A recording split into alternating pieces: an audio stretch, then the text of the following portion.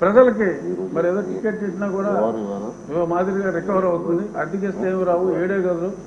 So అంచేత దాన్ని ఒక మాన్యుమెంట్గా ఉంచి ఒక నియంత కట్టుకుందాం అనుకున్న ఒక పేదవాడు కట్టుకోవాలనుకున్న చిన్న గూడు ఇదని చెప్పి మనం దానికి ఒక టికెట్ పెట్టి ముంతాజ్ కోసం తాజ్మహల్ కట్టిన షాజహాన్కి మరి ఇప్పుడు గుర్తింపు వచ్చింది.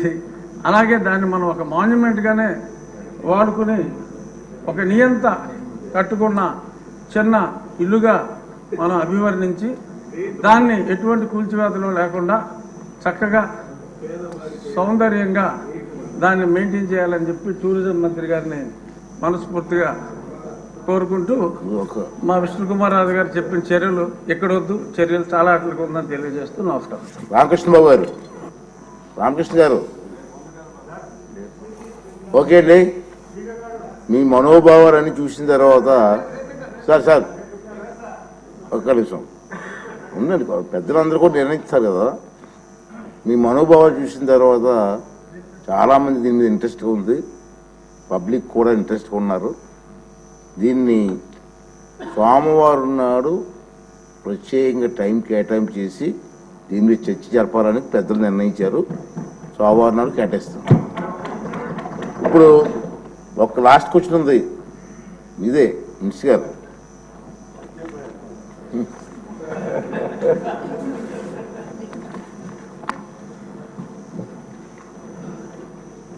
అధ్యక్ష, ఏ ప్రశ్నకు సమాధానం అవునండి.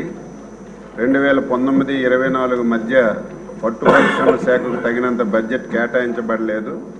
దీని కారణంగా ఈ శాఖ రైతులందరినీ అన్ని అంశాల్లో కలుపుకోలేకపోయింది. బి ప్రశ్నకు సమాధానం అవునండి. సి ప్రశ్నకు సమాధానం విడుదల చేసిన నిధులకు అనుగుణంగా ప్రోత్సాహక పథకాలు అమలు చేయబడుతున్నాయి.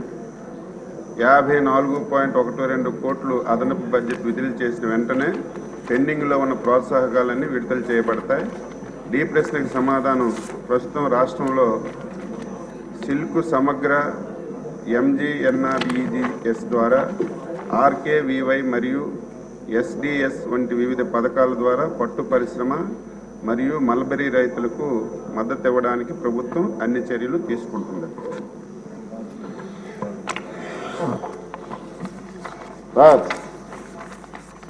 ఎమ్మెల్యే గారు,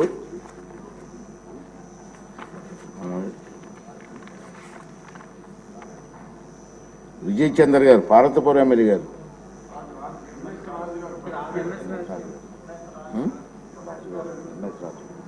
ఎక్కడుంది ఎంఎస్ రాజు?